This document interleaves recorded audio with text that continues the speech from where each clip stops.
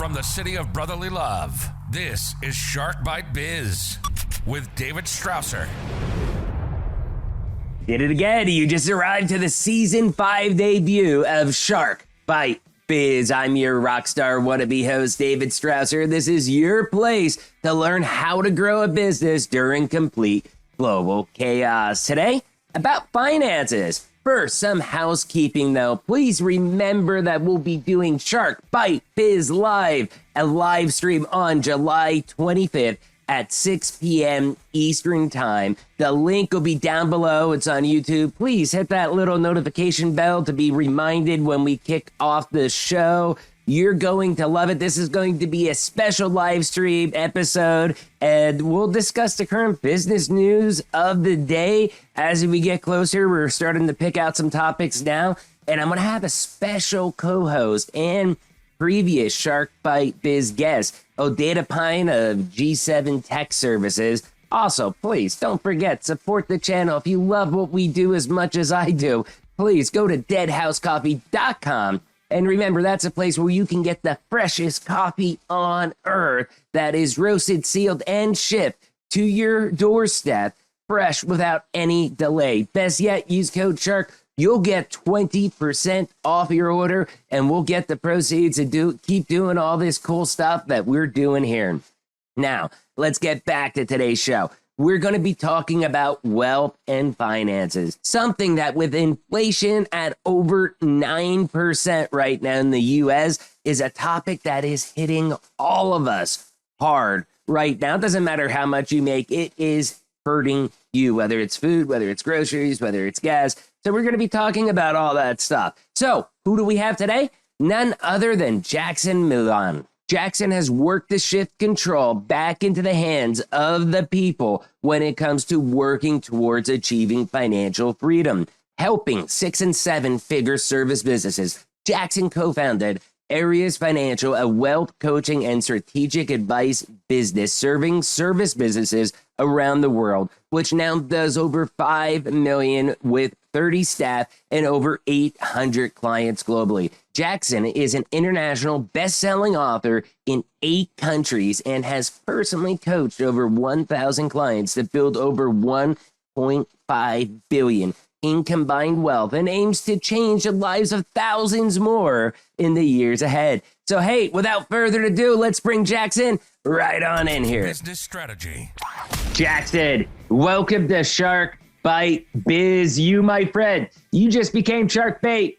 David, thanks for having me, mate. It's really looking forward to our conversation. So you used the word mate. Everybody's going to be wondering, where are you coming from? You're from the land down under, right? I am, mate. So we're up in far north Queensland, which is the pointy end of the east coast in the tropics. And it's a nice 25 degrees Celsius here, so about 77 degrees Fahrenheit, I believe, if my conversion across to your system works. And we're living the dream up here. We've got a 70-acre animal sanctuary here that's a pet project, and that's what we do in our spare time. Oh, that sounds amazing. And I do believe your Celsius to Fahrenheit conversion is probably right on or pretty close. My wife is Peruvian, so we're always going back and forth as far as I give temperatures in Fahrenheit, she gives it in Celsius, and then I'll be like, yeah,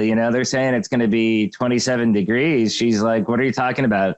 Yeah, or, she'll be like, hey, it's going to be 27 degrees. And I'll be like, what are you talking about? It's summer. And she's like, Celsius, dummy. And it's, so yeah, we kind of multicultural, multi-temporal house, I guess you could say.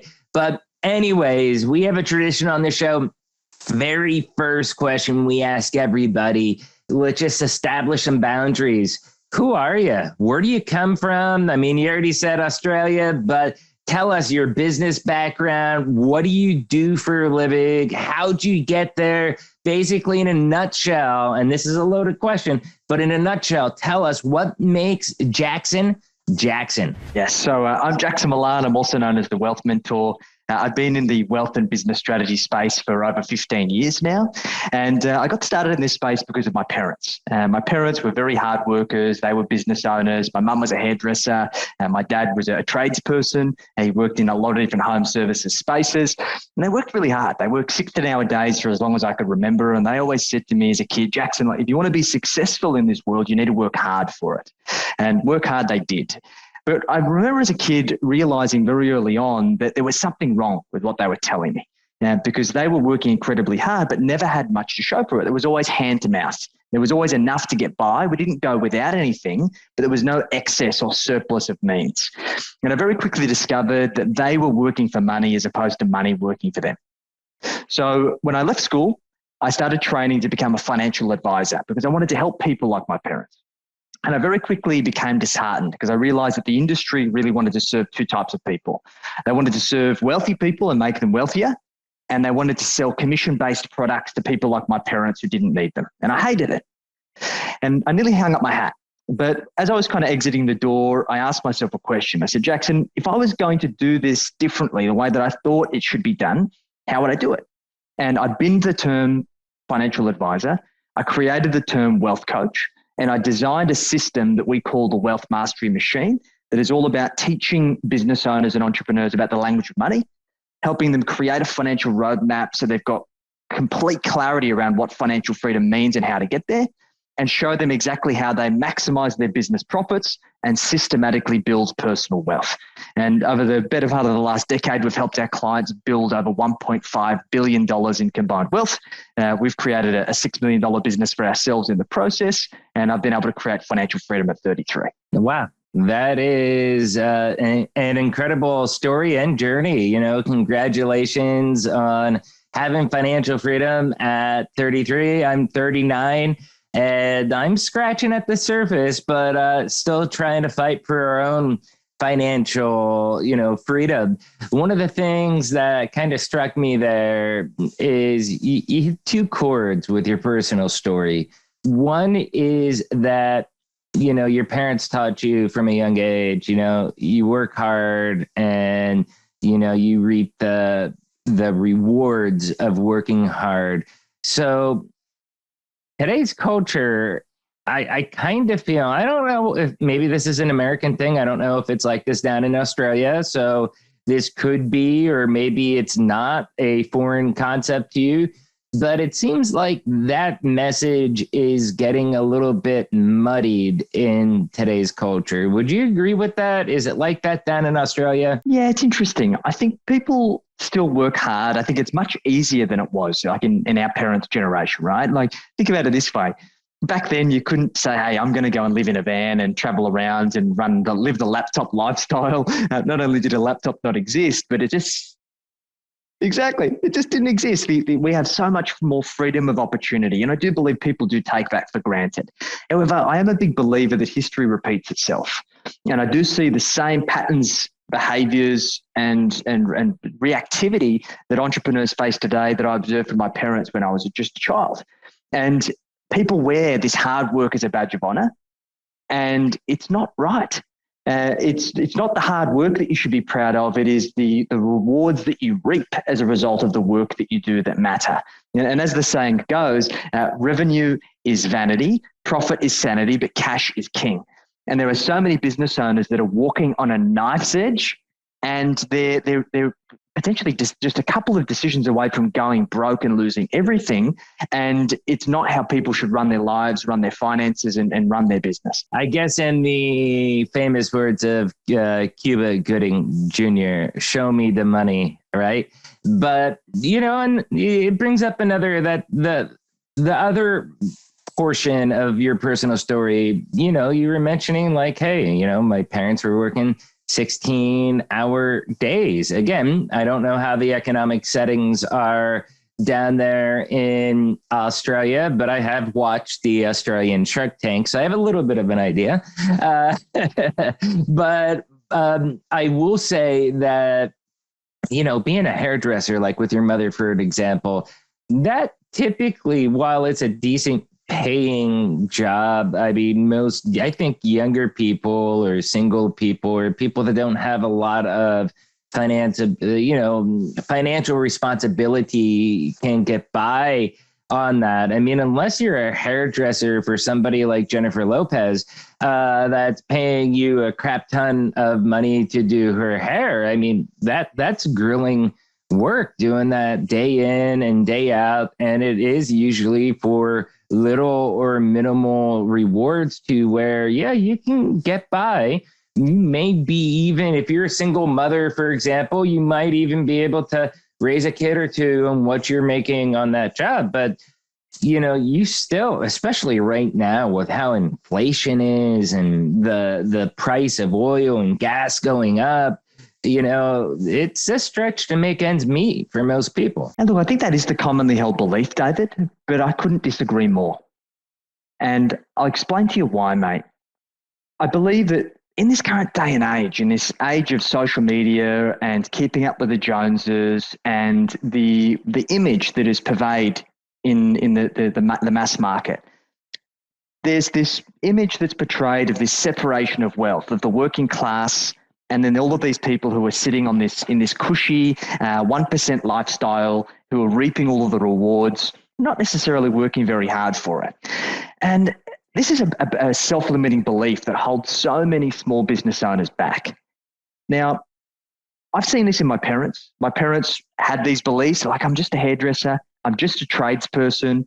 There's always going to be greener grass in another pasture. And because of them having that belief and jumping from opportunity to opportunity, or allowing that self-limiting belief to actually come true, because let's face it, mate, we prove ourselves right based on our perspective. It was famously said by Confucius, he who said he can and he who said he can't are both right. And I've spent my entire career helping very modest, traditional industries, hairdressers, tradespeople, service businesses, be able to create amazing high-value propositions that they can charge premium prices, make tremendous amounts of money, and also buy back their time so they can create financial freedom faster. And what it comes down to, David, is that many people are great technicians, right? Like, my mum was a very accomplished hairdresser. There was probably nothing different, and if there was, it was quite minuscule in terms of her skill set and the skill sets of, say, the hairdressers, like you mentioned, who cut the hairs of the stars, right? The problem is that my mother was not a good business person.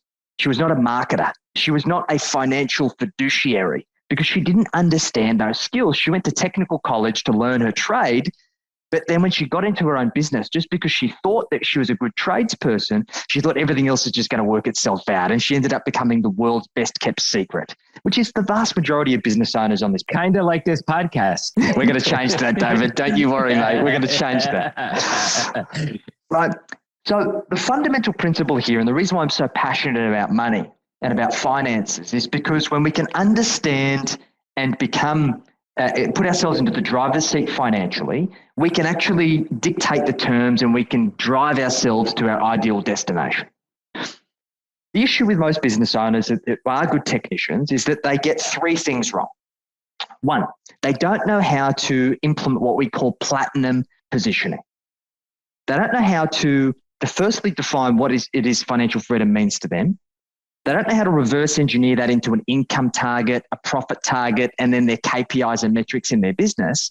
And therefore, when it comes to positioning themselves in the marketplace, they're basically competing on price. They're making sure that their clients take this leap of faith, and they only charge what people are prepared to take a leap of faith on. Right. That makes sense. Can I elaborate on that for 1 second? And I hope my bosses for my day job at Vision 33 don't kill me about this, but we've made a pivot, and it's mostly because of the fact that, well, we were a premium brand. We are the number one partner for SAP globally, for SAP Business One, as far as we've done more implementations than probably second, third, and fourth place combined. Okay. Like, it's that big of a difference for that specific product. Okay. For Business One, which is a small business. Okay.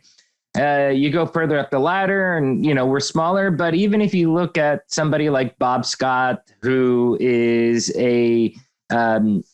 he's basically like a guru in the VR bar world, which is value added reseller. Basically, companies like Vision 33, continually Vision 33 ranks top 10. And that includes the big companies like KMPG, Deloitte, stuff like that.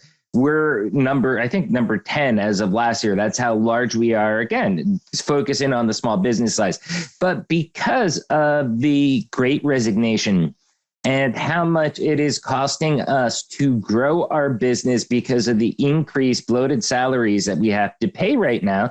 And I'm not saying that bloated salaries are bad. I'm just saying that compared to traditionally what I would pay as the executive for the Northeast region for someone in the same position 2-3 years ago compared to what I'm doing now is 10, 15, 20, 30, maybe even 35% more than what I was paying, a year ago. Even if they were job hopping, okay, you made 115K, we'll give you 122K if you come with us. It's a minimal bump, not like we're seeing now. So what we had to do was we positioned ourselves, hey, look, we are a top 10 global partner, regardless of the space that we're in. We now have 3 main ERP solutions, being Business One as the main focus point. We have SAP Business by Design. We have Sage Intacct, and then we've launched our own products, being iDocuments, which is a P2P program, as well as a Softbox, which is an integration platform. So we want to take on that premium brand aspect. And instead of just closing deals at any cost necessary and losing all this quote unquote profit, because we would charge 175, maybe 170, depending on the client and the project, a year ago during COVID, we'd go all the way down to 150 if we had to, because nobody knew the future. And it was just like, hey, everything's on lockdown. Any project we can just to keep people employed. But outside of that, typically 170, 175. Now we're kind of beyond that. And with inflation, all those costs I mentioned, we have had to position ourselves to where we're premium brand. We're charging $225 an hour. And if you want to get us to budge off that 225, there's got to be a very, very good reason. Now, we will budge off that oftentimes because of a new client acquisition, or it's a super large project or something like that. Like, we're willing to work with people, or maybe they're just a small startup and they can't afford 225. But we see, looking at projects holistically, the year-over-year revenue. Whereas to implement the customer at 225 versus implementing them at, say, 195, maybe it cost me $2,500 or $3,000 in extra profit that we've lost by discounting the hourly rate. But the year-over-year growth plus the additional license revenue, cloud revenue, SaaS revenue of them growing because we are their growth partners easily, like, it validates that discount to where it warrants that. But outside of that, that's where then we've got to charge that premium brand, because if not, we're actually undervaluing ourselves and we're discounting our own professional services when we are the best of the best and need that tier 1 revenue rate. That sounds to me, and that was a long story, sorry about that, but that sounds to me exactly like what you were just saying. Did I hit? You're bang on. You hit the nail on the head, mate, for sure. And it's great to hear. This is music to my ears. The vast majority of small business owners don't have the level of what we call P&L intelligence to make decisions like that. They are kind of like, suck it and see. I've set my price because it's what I used to charge when I was an employee, or it's cheaper than my competitors. It's guesstimate pricing. There is no science behind it. And here's the thing, David. Since the global financial crisis, we have been in an upwards growing bull market where the stakes have never been lower. We've had low interest rates. We've had low inflation. If you haven't made money over the last decade, something is fundamentally wrong. And I hate to be blunt, but it's the truth. Yeah, exactly. And we're now getting into this bear market, right? Right. With the reset, that was my next pivot, the recession. I mean, okay, I don't want to say the R word yet, but it is looking more and more every single day. And you got to remember, okay, we're in what are we? Almost mid-June right now recording this. This episode will not air until mid-July once season 5 debuts. It'll be our first or second episode. So there's going to be a little bit of a lag here. Usually I don't call that out, but because of what we're talking about, it'll be cool because it will our predictions come true or not. But it does feel like we are inching towards a recession. Just a week or two ago, I read an article, 10 weeks worth of wheat supplies in the world. I mean, it's like, okay, well, don't eat bread. That's what some of the people said. And I'm like, it's more than just that. I mean, so many other animals and different things require wheat than just me getting a loaf of bread from the store. You know what I mean? So go ahead, continue on your track. But I wanted to throw that in there for people to think about as you're answering. 100%. So the big challenge here is that we are heading into tough economic times. Look, I'm a serial optimist. I'm always looking at the bright side. However, I want to prepare for the worst and hope for the best. And the issue has been that since the global financial crisis, people have become complacent. They have run their business on the smell of an oil rag. They don't understand their balance sheet. They don't have an economic moat. They don't have a war chest to fall back on. Like when we look at small businesses, the vast majority of them have less than 1 month of operating expenses in working capital. That means that you are 1 month away from insolvency.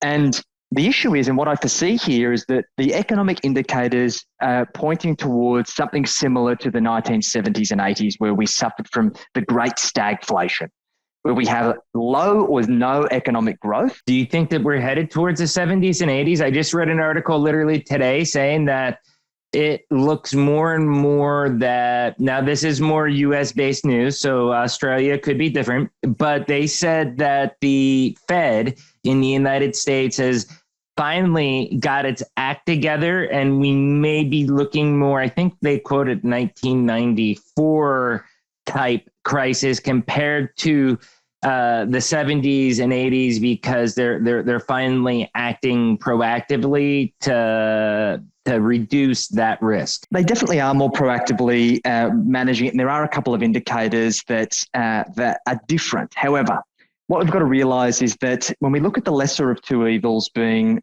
low economic growth or no economic growth and inflation is the biggest risk right now. And it is a systemic issue that the Fed and the central banks have very little control to influence, because it is not a demand issue, it's a supply issue. The supply chains are still bottlenecked from COVID.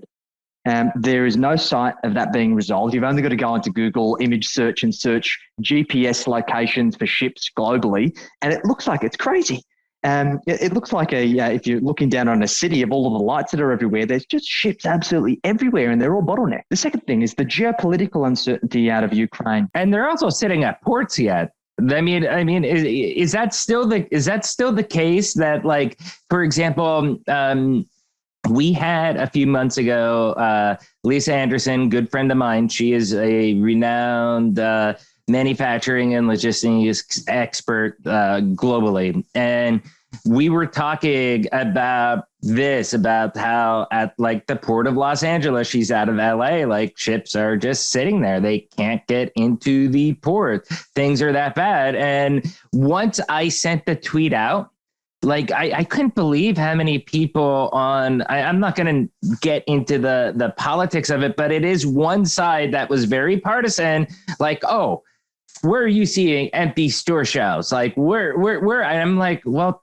okay, please tell me where I can buy an Xbox Series X, because everybody is sold out. Tell me where I can get a Mazda car right now that has a touch screen in it.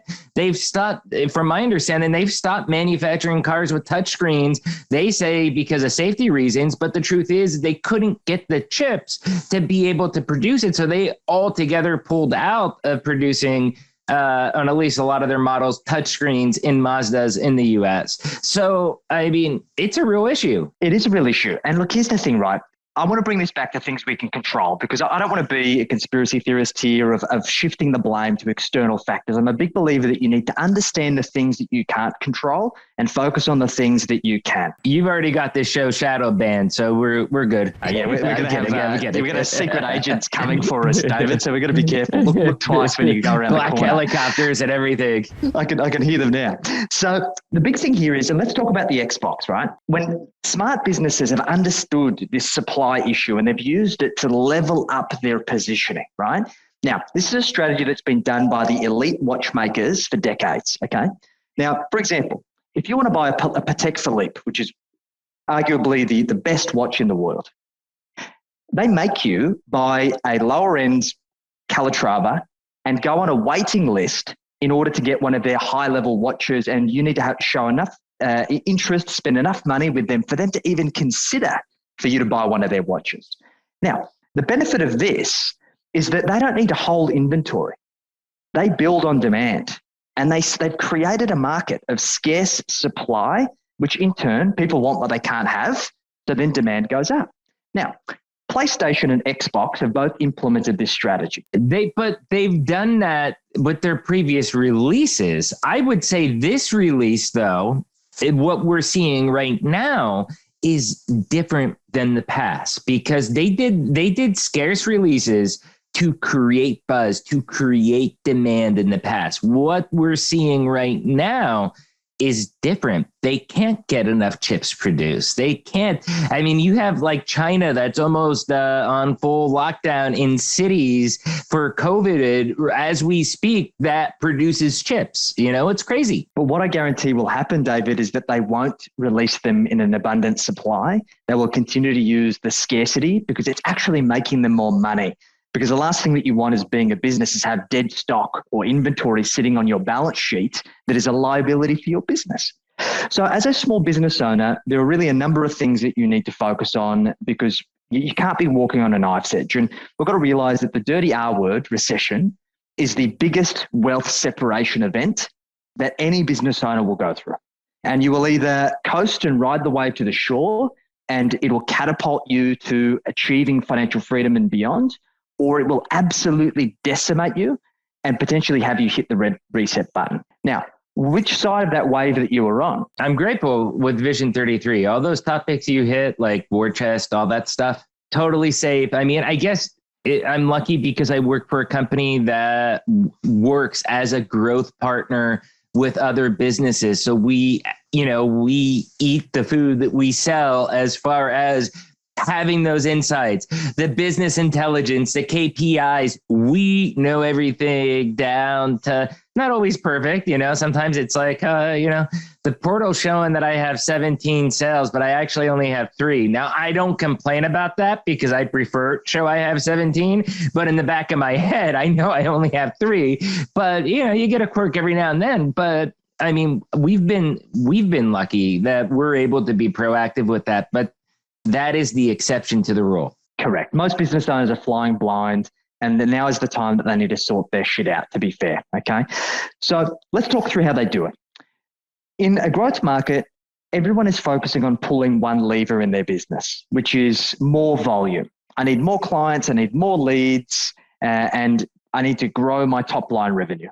This is great, but it's actually the most expensive lever for you to pull in your business. And because we've got to market to those people. Sorry for interrupting again, but I want to add context. So as we talk through these, because otherwise I'm going to end up with a list of 100 different things to talk about that we'll never get to.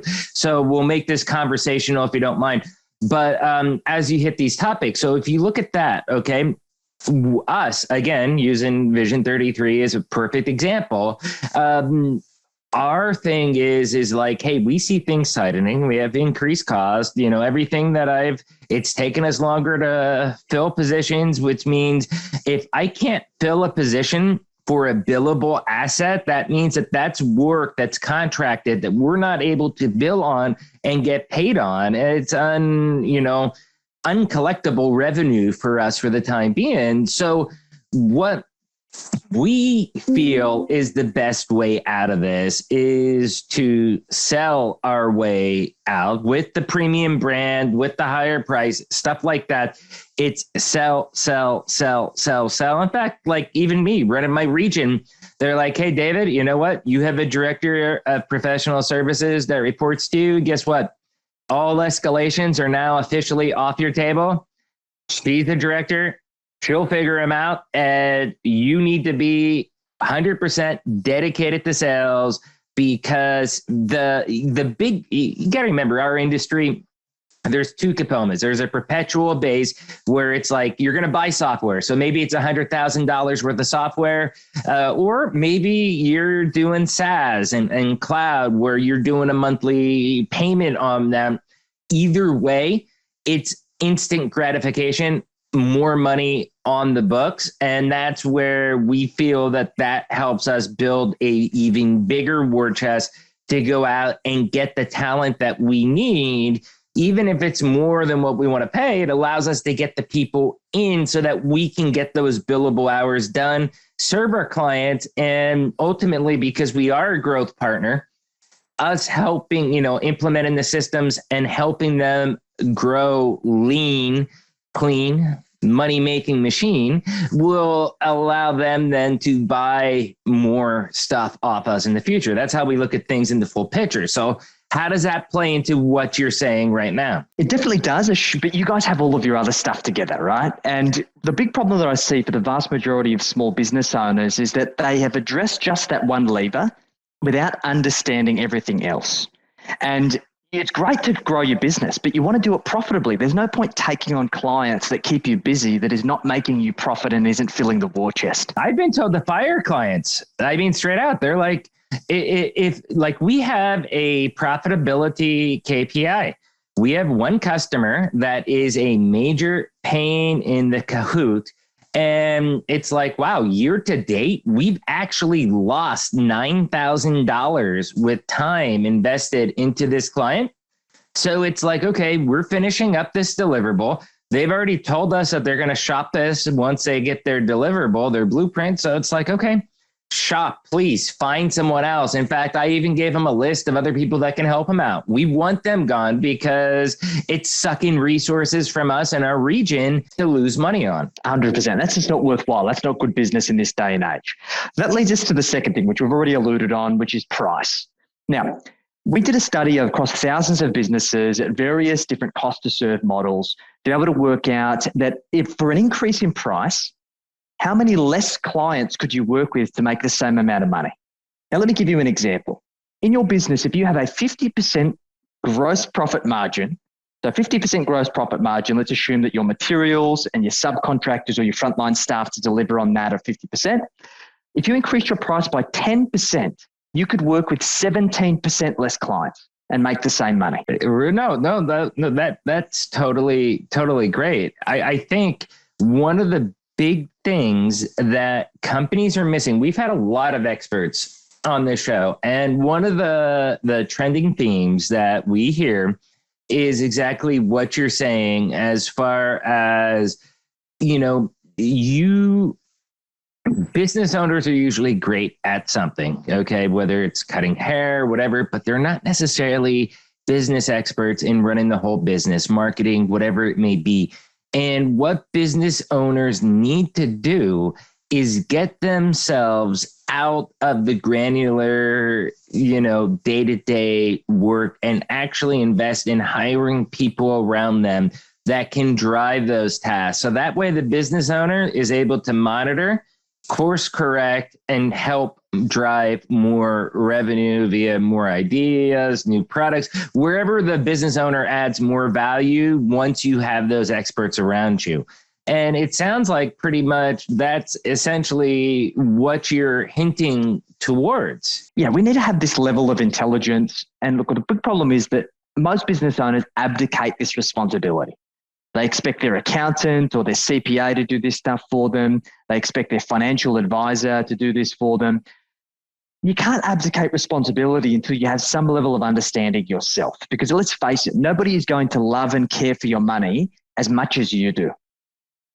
And this is the thing, right? As a small business owner, you are trying to create financial freedom. It's why you got into business. So if you want to create financial freedom, you need to get yourself into that financial driver's seat, and you need to get crystal clear on what financial freedom really means. You need to create what we call a financial freedom figure.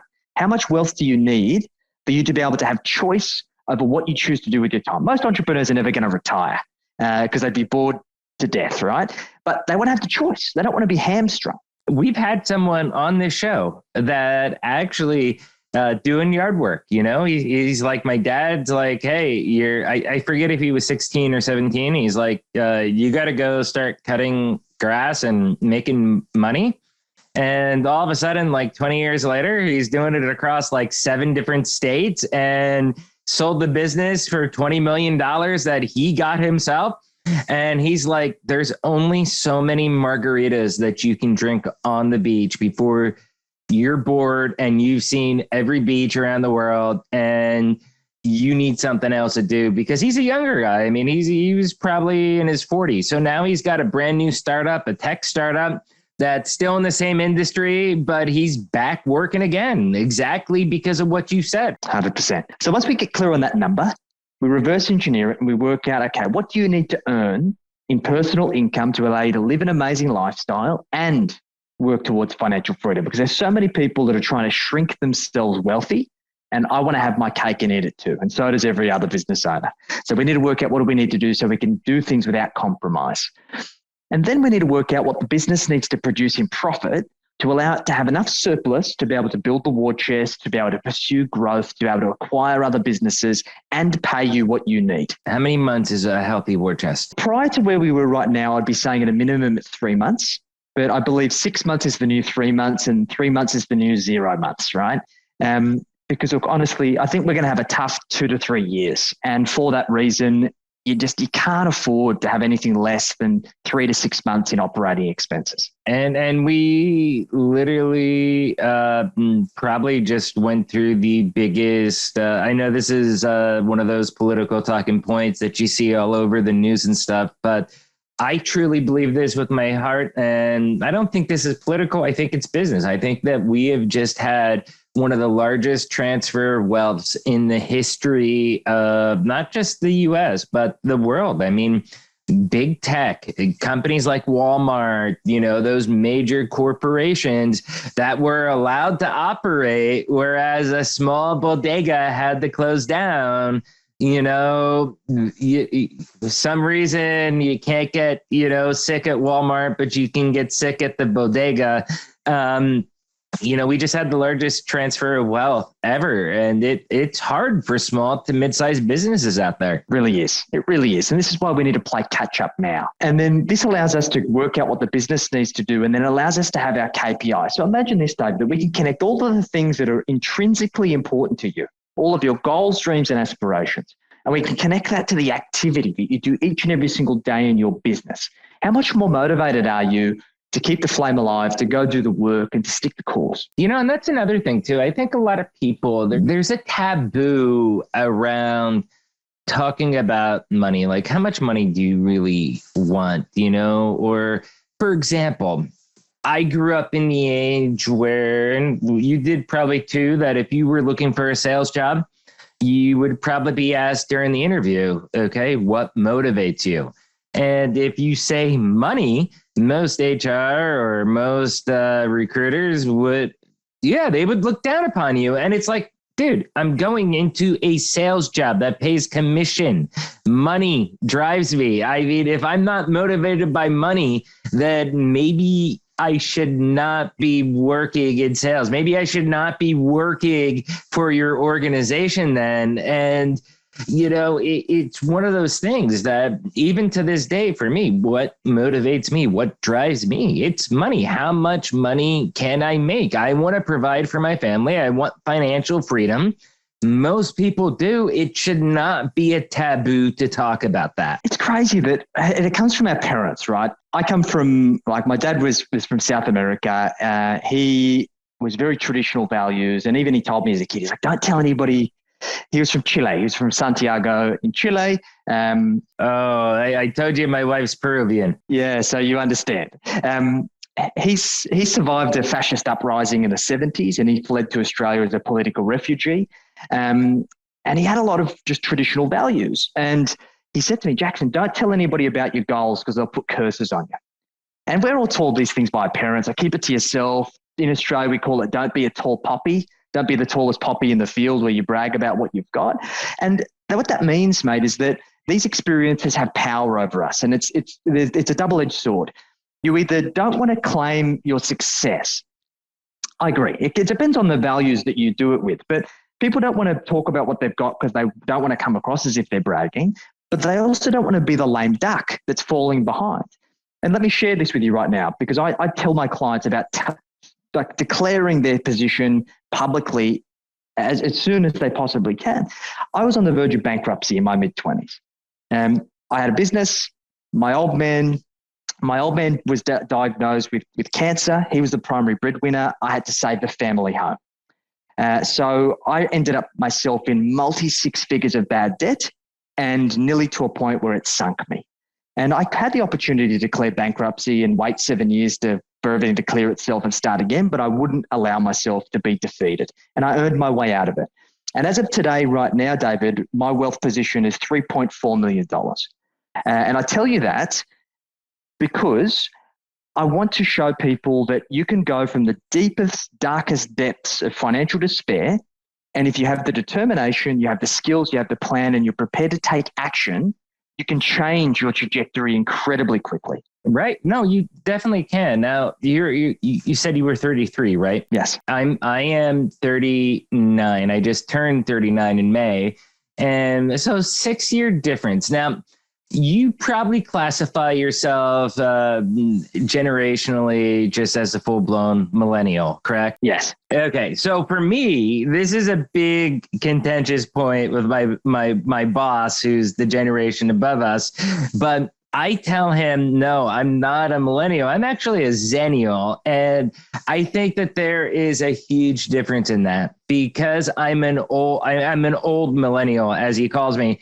But that's because by the time that you, for example, would have been just getting out of college, okay, or I was already in the work field for many years, making over six figures. And then we hit in the United States the Great Recession, lost everything, lost all my savings. And I went from 100,000 with probably 40K plus in the bank to literally zero and negative money in the bank within a 6 to 9 month period. And it took me a while to rebound from that. Now, that was one of the greatest things that I think has ever happened to me in my life, because learning from that has definitely helped me this time around be a little bit more cautious, take less risk. And with the R word potentially coming upon us, I look at things differently because I've lived through that. And I think that is a major difference between a 33-year-old in 2022 compared to a 39-year-old in 2022. So that's why whenever he says, "Oh, you're a millennial," no. I'm a zennial. I'm a, at least old millennial, because I've lived a total different track, whereas most millennials got out of college during the Great Recession or shortly after the Great Recession. So their experience, they weren't burdened with the debt. They didn't have most of them did not have the family, stuff like that. I think I had a 9-year-old at the, going back to, well, no, I guess he was born in 2003. So if you look back 2008, 2009, he would have been 5, 6, 5, 6, 7. And it really took me to 2012. And then you get into 2012 where things are starting to get back up. And I never went to college because I was making six figures without college. So it was like, why would I go to college? It would have stopped me from making money. I didn't feel that I needed it. But then you got to a point in the US where there were so many people looking for jobs they didn't just want successful people with experience. They wanted successful people with experience and college degrees, even for the most basic of basic sales jobs. And it's like, this is insane. That finally forced me to go to Penn State, go to college. And I'm glad I did. It was the hardest thing in my life. I was living in Mexico, working in San Diego. So it would take me 12 hours with crossing the border every single day, plus studying full time at the university. Doing that to be able to get my degree. But once I did that, I got the degree, I think in 2012. Within 3 years, I ended up at Vision 33, just working my butt off. And since then, the financial stability, security, my financial earnings, I mean, it's crazy because my whole life I always just was thinking like, hey, I just need to get the 100,000, and then I'm at 100,000, with this job and living through what I did back then. It's like, no, 100,000 isn't good enough. I need to get the 200,000, and then once I hit 200,000 and I'm there for 5 years straight, it's like, no. I need to get to 1 million. How do I get to 1 million? And I'm trying to reverse engineer that in order to always be growing, because I'm a big believer in that if you're not moving forward, you're moving backwards. I agree. Yeah. How much truth is in that whole story? There's a lot, and there's a lot of similarities. I started my career, my first year as training to be a financial advisor was in the peak of the GFC. So although I didn't have the debt and the responsibilities, I saw the blood on the streets. So I think I had that contrast of experience. And one of the lessons I learned very early on from one of my mentors is he said, Jackson, I missed my first recession, but I'm ready for my next one. And when you understand the system and you know the rules and you know how these things play out, you actually get excited by the sheer amount of opportunity that times like this can create. Recessions create the most millionaires. Exactly. So I'm poised, I'm ready, I'm waiting, and I'm trying to help as many business owners get in that position so they can capitalize on the opportunities as well. Yeah, because I mean, it creates, hard economic times is where, like an industry like Vision 33, there's different partners that may be smaller than ours, but maybe they only have 20, 30 clients or whatever. But if we go into full recession mode, they won't be able to survive. And that creates an opportunity for us to buy them on the cheap compared to a premium that might be right now. It creates, stock market opportunities. I mean, we saw that with 2020 when everything ended up just crashing and burning, and you were able to go out and buy a stock that may have been, $25 in 2019. And then all of a sudden it's $1. And then once people got used to it in 2021, roughly, depending on the stock, they started going back up. So it's like, holy cow, I just literally 10 times my money on this investment. And it creates a lot of different opportunities, but you have to be aware of those opportunities and how to take it. And one thing I do want to mention, I want to circle back. You had given the one phrase, the philosophical phrase, what was it? Was it Confucius? Yep. He who said he can and he who said he can't are both right.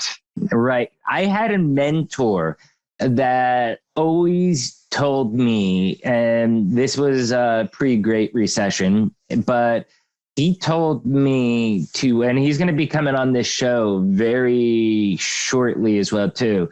But he taught me, like, David, don't say you try, because then if you're going to tell me that you're going to try to do something, you're going to come back and you're going to be like, well, Mike, I tried, I'm sorry, I didn't do it. Commit to it and get the damn thing done. Just go say, I'm going to do it, and actually execute. That way that, if you end up failing, you end up failing. But you need to go out there and just commit to it fully. And it's one of the philosophies that actually kind of changed my life, because instead of being wishy-washy, the only way that, I end up committing is if I'm actually able to do it. So, anyways, Jackson, this has been an amazing time. I think we've had a pretty awesome, far-reaching chat. I don't think I hit any of your interview topics specifically, so sorry about that. But you do have a book out there. You have a podcast out there. And I'd love you to be able to tell everybody out there, how can they digitally stalk you? Remember, I'm saying digitally. So digitally stalk you. Give us all your info right now, please. Yes. So if you're a multi-six-figure or seven-figure service business, you're looking to get clear on your path to financial freedom so you can maximize your profits and systematically build personal wealth, then what we do is right up your alley. So we put together a 40-point financial performance scorecard. It's the top 40 things that get in the way for most businesses creating financial freedom. And the average score is only about 18 out of 40, which means most business owners are doing less than average. The good news is that once you do it, you can typically add between 5 and 7 to your score very, very quickly. So if you go to wealthhealthcheck.com.au, that is wealthhealthcheck.com.au. Complete the scorecard. You'll get copies of all of my best-selling books, some financial tools and calculators that'll help you improve that score. And if you want to get in contact and have a conversation around how we can help, we work with clients all around the world to help them level up their money game so they can navigate tough and prosperous economic times. So feel free to reach out and I'd love to see how I can help. So one final question for you. You are, again, down there, Australian business, a wealth coach, wealth advisor. How valid, again, being an American show, American audience, just give us an idea, 10-second overview. How valuable or transferable is all of your knowledge being down there in Australia? How applicable is it to the United States, Canada, and all the businesses up here in North America? We do the same maths, mate. There's no separate rules for us down under. These are universal principles that apply everywhere around the world. I've had clients come as far as Bahrain to work with me because the language of money is universal. We all speak it. We all need to understand it. We all follow the same rules in the same global system. So we're able to work with clients anywhere around the world. And we all follow the dollar signs. Hey, Jackson, thank you so much, man. This was an awesome chat. I hope you enjoyed yourself. It was great, mate. I appreciate you having me. Yeah, thank you so much for coming on. Take care. Wow, that was an incredible chat with Jackson, right? First, you all know the routine. If you found this interview helpful, if it sparked those warm and fuzzies, do me a favor, hit that like button, smash that subscribe button. But if you really want to help us out, because you know Shark Bite Biz is the greatest kept secret in the world of small business, please do me a favor, share us out to your network, your friends, your colleagues, your family, wherever you dwell on the interwebs, whether Facebook, Twitter, LinkedIn, Minds, anywhere out there, share us. I'm sure if they're a young executive, if they own a business, or if they're just trying to grow personally, professionally, or grow their business, this show will help them get there. Now let's get back to our rockstar guest, Jackson. The biggest thing I got out of this interview, and it's because, it's what I do during my day job, is that most of his customers, small business owners, suffers from what Jackson calls as guesstimating pricing. Okay, like this is what I used to charge when I was an employee, so I'm going to continue charging that. I think that's pretty much what Jackson was saying there, and that's found with some good fallacy because a lot of small business owners don't really have any data or intelligence behind their pricing systems. They're guessing what it costs them to produce their product or their service. And that's where somebody like Jackson, as a wealth coach, can help you figure out that piece of the puzzle. And I'm sure Jackson would love me saying this, but I personally believe that there are two pieces of the puzzle. Not only does a wealth coach help you figure out a lot of the stuff that you need, but you also need analytical software like I do for my day job at Vision 33, okay, to help you figure that out. ERP, enterprise resource planning. There are solutions out there for small businesses that can help you capture all of your costs, automate your prices, so that way you can take in all that raw data that you have and basically turn it into true business intelligence and get the actual cost. Capture all those costs, automate all these processes, so that way you're pricing your products or your services accordingly. Between a wealth manager like Jackson or putting in a new system with my company, or maybe something that could be a better fit for your business, it can drastically change your revenue, your margins, and help you grow your business rapidly. I can tell Jackson and we're going to be good mates for a long time. Awesome stuff, Jackson. Thanks for coming on, chatting, sharing your mission. Please make sure you check out his business, and also please check out his podcast, the Wealth Mentor Podcast. And as always, the links will be down below. Question of the day: how do you figure out your true cost of your products or your services? Please leave a comment wherever you're watching or listening to this show at. Remember, special live stream on July 25th. At 6 p.m. Eastern with Odeda Pine, and it's going to be right here on YouTube. We're going to have the link down below. Hit the notification bell so that you get a reminder once we go live with the show. Do you want to be on the show? If so, send out an invite to interviews at sharkbitebiz.com. If you're watching on YouTube, Rumble, or any of those other places, please make sure you join the channel on YouTube. You can become a baby shark for only $3 a month, and you support our mission here. But if you don't want to give money through big tech, don't worry, we got your back. You can head on over to deadhousecoffee.com, where you're going to get the freshest coffee known on earth. Coffee that is roasted, sealed, and shipped to your doorstep as fresh as possible. And if you use code SHARK, you'll get 20% off your order. All the other proceeds go right here to help us continue our mission at Shark Bite Biz. You all know this by now, but I'll tell it once again. Signing off from the very first episode of Season 5 with Jackson Millan. I'm David Strausser. This is Shark Bite Biz. We'll see you all next episode. Cheers.